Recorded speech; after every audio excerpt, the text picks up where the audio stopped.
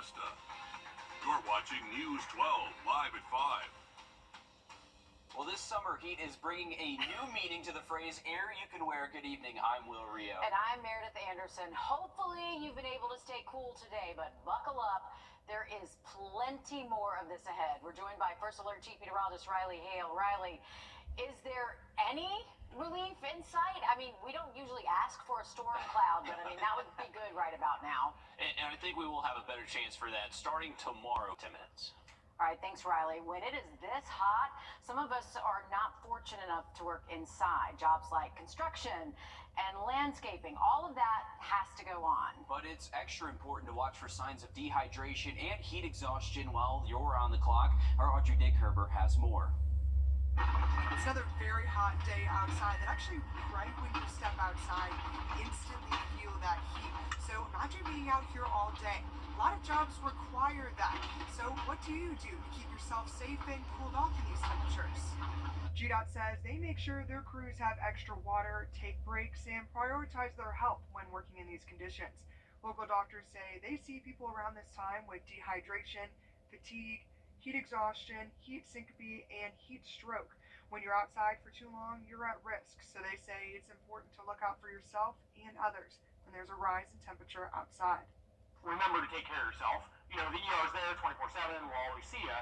But I'm sure you'd rather spend your time at home.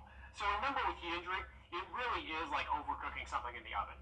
Augusta right now feels like an oven when you walk outside. It's the same concept. So when you're burning food in the oven, time and temperature matter. It's the combination of two. So a really high temperature or a long time in that. So it's going to be cumulative. It's really important to stay hydrated, get in shade, and seek any proper care if you start to experience any heat-related illnesses. In Augusta, Audrey Dickherber, on your side. Thanks for that, Audrey. And also, power bills also take a hit during the summer months, but Georgia Power just announcing more financial help for seniors. Tens of thousands more customers can now get more than $30 taken off their bills every month if they meet certain income requirements. You can go to Georgia's Power website to see if you qualify. Georgia Senator Jon Ossoff is launching a new inquiry demanding an investigation into the United States Postal Service.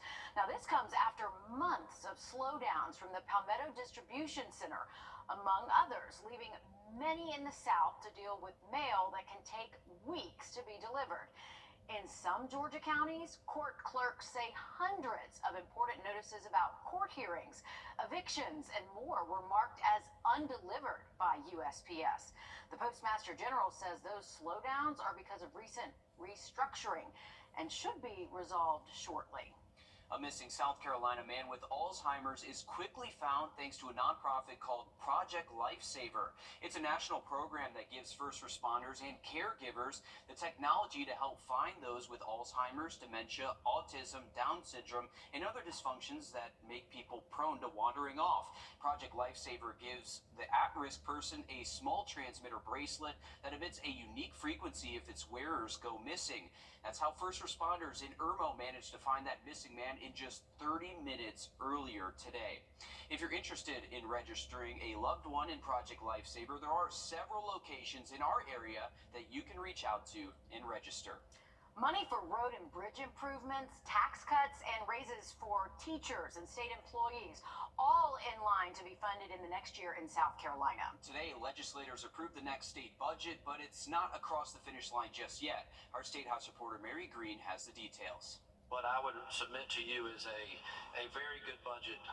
It is taking care of the people in the state of South Carolina, and it addresses those things that this body has identified as our priorities. The General Assembly now sends the $13 billion spending plan to the governor. It includes money to speed up cuts to the state's highest income tax rate and to raise teachers' starting salaries to a minimum of $47,000 statewide. Budget writers say they've fully funded two major university projects, South Carolina's first veterinary school at Clemson and the new medical school campus at the University of South Carolina. Hundreds of millions of dollars are also set to be spent on bridge repairs, rural water and sewer improvements, and local road maintenance. You've heard me say before, after this funding for our county transportation committees, if you have a pothole in your district, you need to take a look at your county transportation committee. They're not doing their work. The legislature gave the budget widespread approval, but members of the ultra-conservative Freedom Caucus voted against it. I'm glad that we're heading in a better direction. I'm hoping for more transparency in the future and for a more conservative budget in the future in the next body. But I'll be voting against the budget for those reasons. And the governor will now have a few days to issue his vetoes, but lawmakers tell me they expect the budget will be signed and in effect by the time the new fiscal year begins next Monday. Reporting from the State House, I'm Mary Green. If the budget is not in effect by July 1st, lawmakers still have a plan in place to ensure the government operates and stays open, but again, they don't anticipate needing to use that. The 4th of July is next Thursday, and the world's busiest airport is preparing to welcome millions of passengers. You're taking a live look there now in Atlanta. Many expect it to take a long weekend, with an estimated 4 million people going through Hartsfield-Jackson International between tomorrow and the 8th. On July 5th, the airport expects more than 360,000 passengers alone. On the road, AAA predicts more than 70 million Americans will drive 50 miles or more during the holiday weekend. Be safe out there. Riley? Be safe and try to beat the heat. We do have intense temperatures heading our way over the next several afternoons. And today, again, we are back up to 100. Have a look at that full forecast coming up. With summer here, we're all spending more time outside, so it's a good time to talk about ticks. Cases of a very dangerous tick-borne illness are on the rise in our area, and we're not talking about Lyme disease. Hundreds with alpha-gal. Hundreds. Alpha-gal is a severe allergy to red meat, and it can be life-threatening. If you're not careful, it can kill you. The Georgia Department of Public Health says cases are rarely reported in Georgia, but an allergist in Augusta says he has hundreds of patients with it.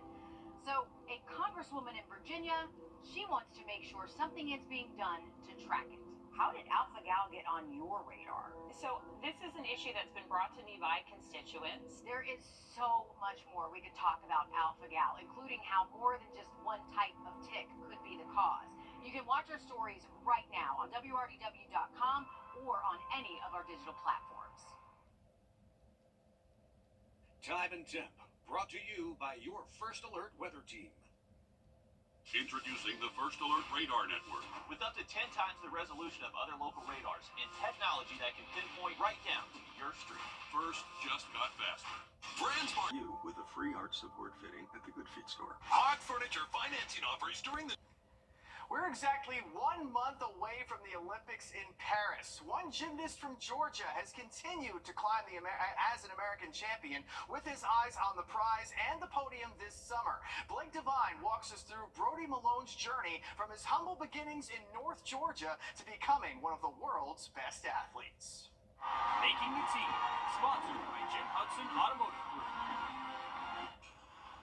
Life was a little different for Brody Malone. Growing up in Somerville, Georgia. I loved it up there, the small town atmosphere. Going to high school at Tryon, it was a very small school. I think my graduating class was like 97. Tryon High Athletic Director Jason Lanham. We made about 1,000 of these to pay tribute to Brody and to just pay homage to him. Says his student displayed dedication and maturity from an early age. Phenomenal kid, kind, loving, very relaxed, laid back.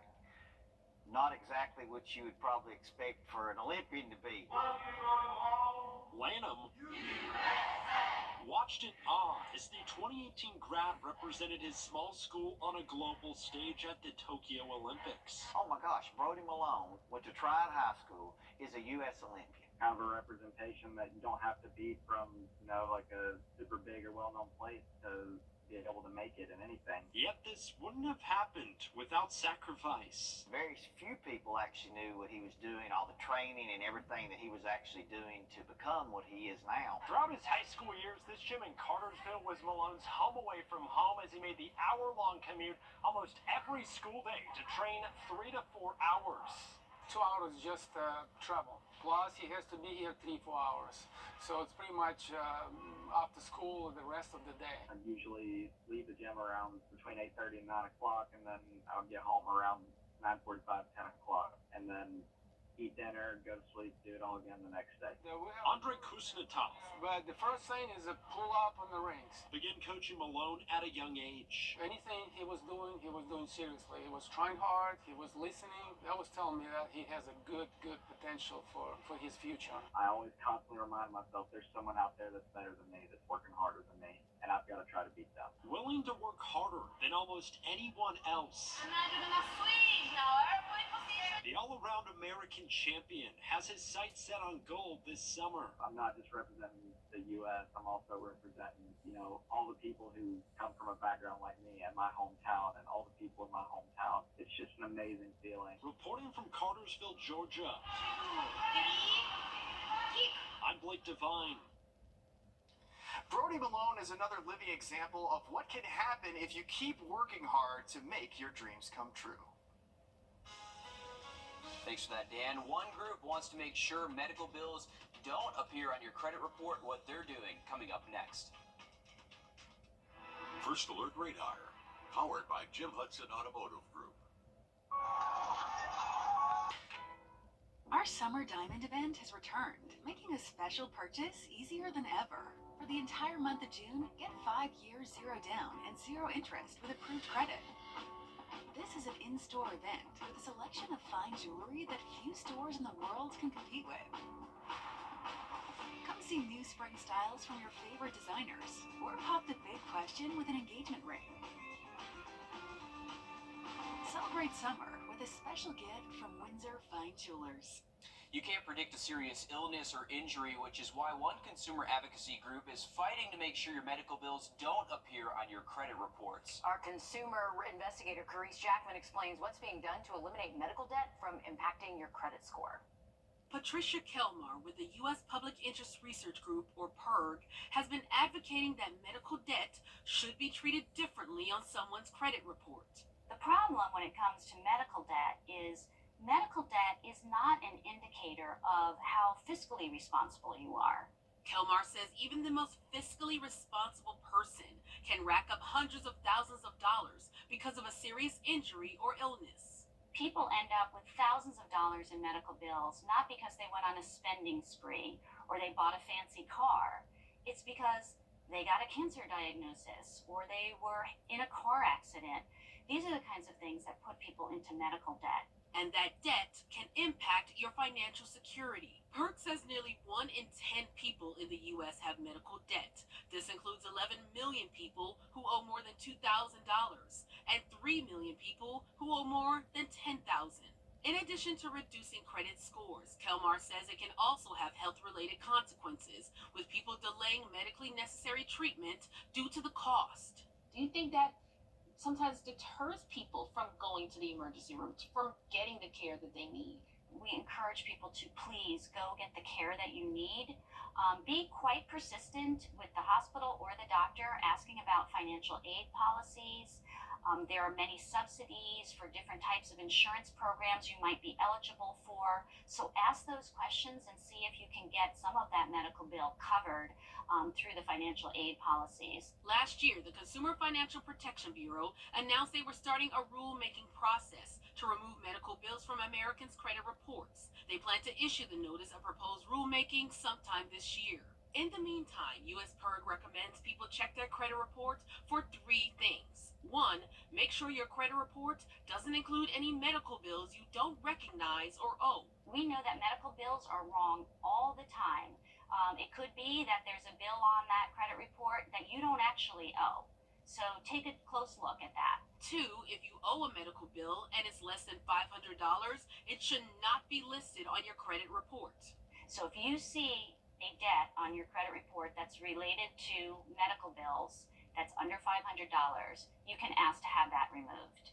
And finally, any paid off medical debts should no longer be listed on your credit report. If you have any questions about your medical bill, Kelmar says talk to your insurance company. They can help you understand your explanation of benefits you received and your medical bill. With this watching your wallet, I'm Carice Jackman. The Consumer Financial Protection Bureau recently found 15 million Americans, primarily in the South and low-income communities, still have medical bills on their credit reports, despite changes by the 3 national credit reporting companies. USPIRG recommends using the dispute process offered by credit reporting agencies to report any paid medical debt or other errors. Well, we do look to stay storm-free the rest of today, but storm chances will be increasing the next couple of days, so make sure you have our First Alert weather app with you. Have a look at the forecast just after the break. Many accident victims. Your local trusted expert in crawl space sealing. Call us today for a free estimate. Can't even fix it. Trust Chief Meteorologist Riley Hale for your First Alert. Every time you visit Parker's Kitchen, your support makes a difference, impacting education for kids of all ages. And none of this happens without you. You're watching News 12 live at 5. Continues. Construction on a new hospital is well underway, and today we got a progress report on how things are moving along. We'll have that for you coming up in 2 minutes. Good evening, I'm Will Rio. And I'm Meredith Anderson. This just in, live at 5, a crash on Bobby Jones Expressway is causing a traffic backup near Old Trail Road. That's near the Sam's Club. No word yet on the extent of the injuries or how much longer the traffic will continue to be there. But of course, we'll continue to follow this. We know how busy it is over there by that Sam's Club intersection. Yeah, and it's got a lot busier. You Absolutely. can see bright red on the traffic map there. Meanwhile, it is another brutal summer day out. So hot outside. That's been the storyline for us all week, Riley. Can we see some relief, maybe some rainfall in the future for us? I do have good news in that department. I think we do have a bet. Just about 10 minutes. All right, thanks for that, Riley. Construction is well underway for our area's newest hospital. Wellstar Columbia County still has a ways to go, but today we got a progress report update on where we are. And Hallie Turner is live at 5 for us on Gateway Boulevard. And Hallie, how far along are we, and how much longer will this project last? Yeah, they're 422 days into this project, and they have about 632 days left to go. All of the steel framing is up, as you can see, and next comes completion of the concrete pouring, and they're about 41% of the way done with that. But even with this heat ramping up, we have a slight breeze out here now, which feels great, but construction isn't stopping. This is the very first hospital in Columbia County. It's the second project built from the ground up since 2012 for Wellstar. Once completed, we'll have 100 beds, a helipad, a level 2 trauma center, surgical services, and more. Due to the rapid growth of Columbia County, leaders say this is more than needed in this area, and they won't have to travel far for emergencies. It's a project Jennifer Miller says she's been fighting for since 2014.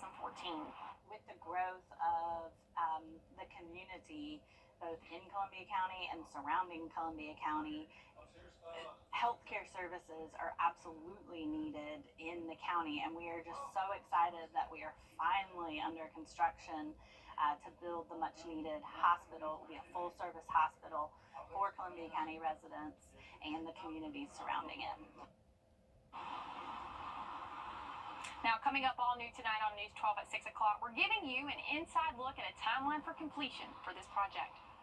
All right, thanks, Hallie. A lot of people anxiously awaiting that, long overdue. Yeah, much needed resource for a growing county there. Thanks, Hallie. Well, 2 women are facing charges after a young child dies of an overdose. This happened back in February at a home on Jordan Drive in Appling. Authorities say 31-year-old Mitra LZ and 37-year-old D'Angela Belton are both responsible for fentanyl and xylazine inside the home. Columbia County deputies say the 13-month-old child was not breathing when they arrived. The GBI's toxicology report confirmed the presence of a lethal amount of the drugs in the child's system. Both LZ and Belton are in jail without bond. Richmond County deputies want you to keep an eye out for 2 missing kids, an 11-year-old and a 16-year-old. Aaliyah Shatine was last seen Monday morning on Burnham Place in Augusta. She was last seen wearing a white t-shirt, checkered black, gray, white pants, and black shoes. And Anazia McLean was last seen on May 24th on Old Waynesboro Road. Authorities say McLean left with multiple juveniles that live in the Atlanta area. McLean is from Atlanta, could possibly be in the Riverdale, Georgia area. If you know anything about either of these missing kids, do not hesitate to call the Richmond County Sheriff's Office. A rabid raccoon attacked 2 dogs in Columbia County. Now, this happened last week off Hereford Farm Road in Evans. The raccoon was tested for rabies and it came back positive. The dogs were vaccinated. Supporting our military families, Georgia Senator Jon Ossoff is pushing for a bill that could exempt active duty service members from deployment or mobilization in the first year of their newborn's life to keep military families together. There would be some exemptions, but parents say it's a move in the right direction. It's not easy for the children of military families. It's not easy for the spouses, but the children, they don't even know what's going on. And my son has absolutely no idea what's going on. All new on News 12 at 6 o'clock, our Sydney Hood shares her conversation with Senator Ossoff and what his goals are under the Military Families Support Act. We're a little more than 1 day away from the first presidential debate of the season.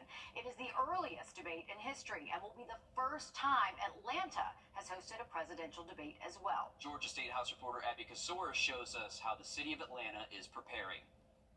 Here at CNN Studios in Atlanta, setups are underway. We asked Georgia voters if President Joe Biden or former President Donald Trump could say anything that could change their vote. Their responses were mixed. I'll kind of treat it like basketball highlights. I think that we kind of are where we are. We've seen both of them in office. We've seen how they navigate different situations. As far as changing my mind, I guess I'm open. I'm open to seeing what they're going to say. It might be clips or the whole thing, but most people plan on watching the debate. A new poll from the Associated Press found 6 in 10 people plan on watching. The enthusiasm for both candidates isn't there.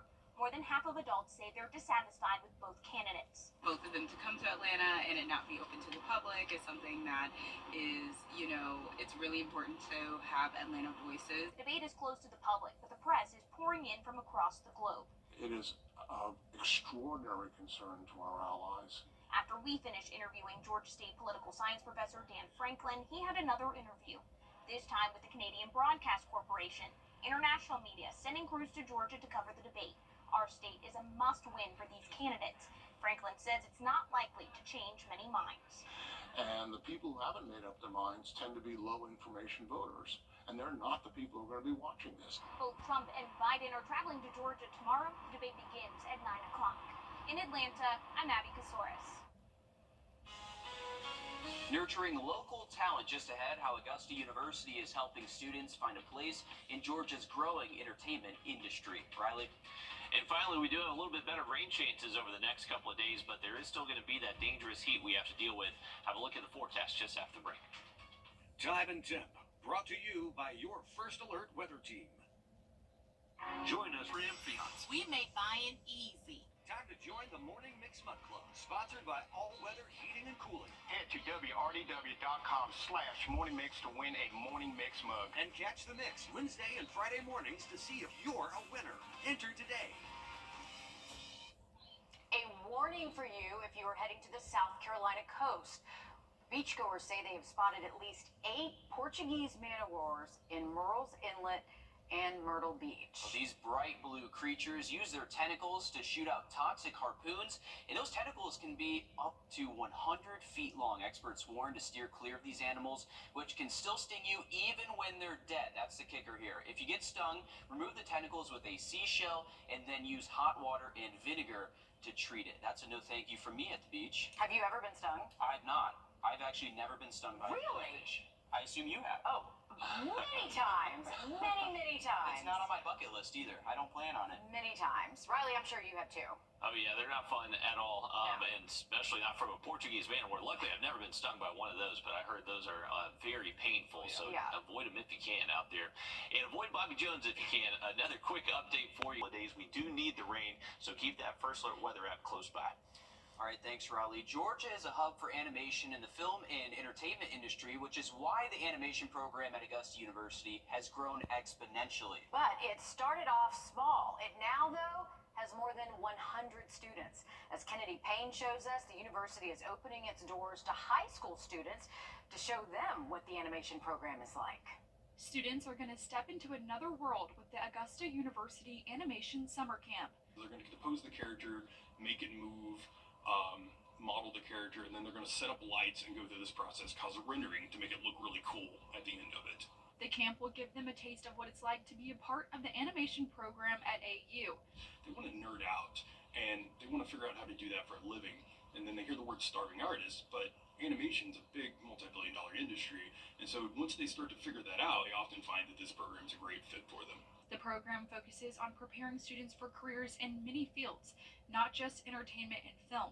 We're going to really be jumping into things like game design, simulations, marketing type applications for animation, and also medical applications, and so what they'll have is this unique experience and a series of choices they can have coming through our program. Scott Thorpe discussed why this program is beneficial for students in Georgia. Georgia is really a hub for animation because of the film and entertainment industry that we have here. So we're really fortunate they're going to step right into a local industry that can really support them. He also says there are differences in animation programs around the state. We're one of two public institutions that has it. Our program, the differentiating factor from us is we're offering both 2D and 3D animation. Parents come through and tour. The price difference is incredible. I mean, we're like 1/5 the price of a private school. And then also we're offering the same kind of experience. In Augusta, Kennedy Payne on your side.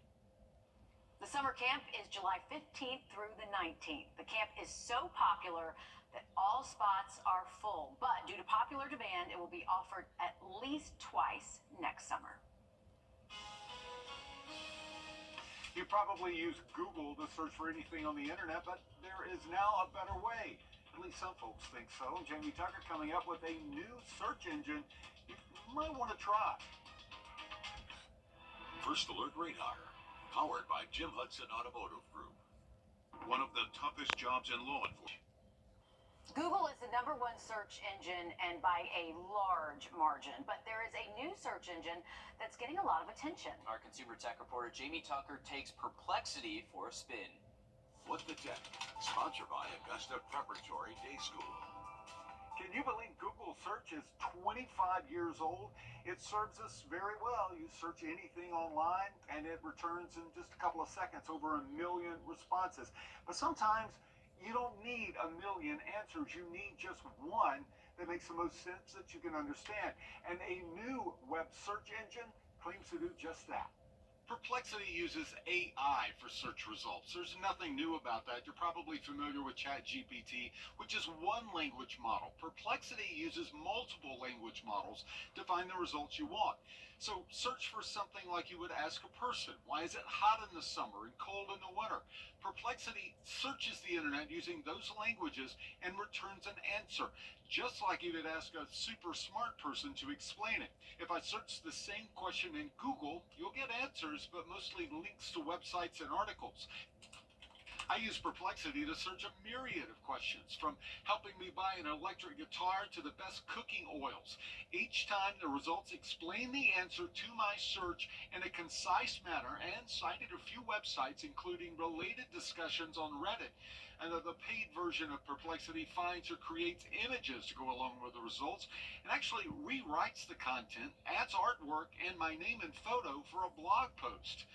That may not be a Google killer, and you may not be ready to switch completely from Google to Perplexity, but I found in some situations it is a lot easier to find exactly what you want in a language you understand.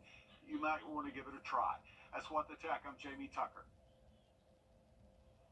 Well, a rich history sits just under the surface of the University of South Carolina. This summer, the university's archaeology field school is investigating different historic sites across South Carolina, including in their own backyard. They're investigating several sites on the older parts of campus around where the first president's home was built in 1807. The class has uncovered a variety of relics, including ceramics, tobacco smoking pipes, and buttons from clothing. Places like this that have been occupied for over 200 years, a lot of times people think, oh, it's all been destroyed, it's all been turned up with new construction. But what our excavations have shown is that there are intact archaeological remains that are still here that we need to protect. With each of these new discoveries, these students are not only learning more about those who came before them, they can tell the history. One professor also says it's good to remind their students that they don't have to travel the sun. Meredith, stop laughing. I'm so sorry. Meredith's just over here laughing at me. I'm just having trouble operating equipment. Well, it's great. They do great archaeological work, some great historical work up there. at the University of South Carolina, my alma mater. Yep. So that's good work that they're doing. Absolutely. The 2024 NBA, you see, I've got it now. We're under control. The 2024 NBA draft is tonight, and there are a lot of Hawks fans around the state of Georgia who will be sitting on pins and needles when their team is on the clock. Hawks have the #1 overall draft pick tonight, and this draft is different than in most years. Our sports director, Dan Booth, joins us now to tell us why. I believe it was Uncle Ben Parker who once said, with great power comes great responsibility. And when you're the Hawks, who have the #1 overall pick for the first time since 1975, the eyes of everyone in the NBA will be fixed on them tonight. Having the top pick is usually an amazing thing because of the opportunity to draft a player who can come in and change the future of your franchise. But this year's draft class is widely believed to be weaker than most years, making the Hawks' decision more complicated. There have been a lot of reports leading up to the draft that 7-foot center French basketball star Alex Sarr, who is one of the best prospects this year, could be a great fit in Atlanta, but he declined to work out for the Hawks when he had the chance to. Yeah, I mean, I have a great team around me, Bill Duffy and WME. They've already been through all of this, and I trust them, and, I'm not going to get into the specifics of where I worked out or where I didn't, but, I've been doing my best in my workouts, and that's all I can control. This is going to be an interesting night for a lot of different reasons. The Hawks will officially be on the clock when the draft begins at 8 p.m. That's it for sports. We'll be right back after this quick break. BrandsMart USA's Exchange. Welcome back, folks. Here's a live look at SRP Park. You can see the ground crew getting the field ready. They are first pitch is just about an hour and 10 minutes away, so they're getting ready for a hot evening out there. Temperatures right now are still close to 100 degrees. Luckily, they are going to stay dry during game time, though, if you are heading out there. There is a little bit of cloud cover and even some thunderstorm activity closer to I-95 and now even I-16. Some of our southern counties may be able to see a quick shower storm out there the next couple of hours, so that would include Emmanuel, Jenkins, and Screven. I would say the rest of us do look to stay fairly dry for the rest of tonight. Our temperatures are going to be dropping into the 80s once we lose the sun, and then eventually the 70s by early tomorrow morning. Should be dry the first half of our Thursday, but later into the afternoon, definitely keep an eye to the sky for a passing shower or thunderstorm, and we'll likely see that setup stick around through the weekend. So highs are going to reach the mid-90s, but feel like temperatures up to 105 and 107. All right, thanks, Riley. Stick with us. We'll have much more news, weather, and sports coming up after a short break on News 12 at 6 o'clock.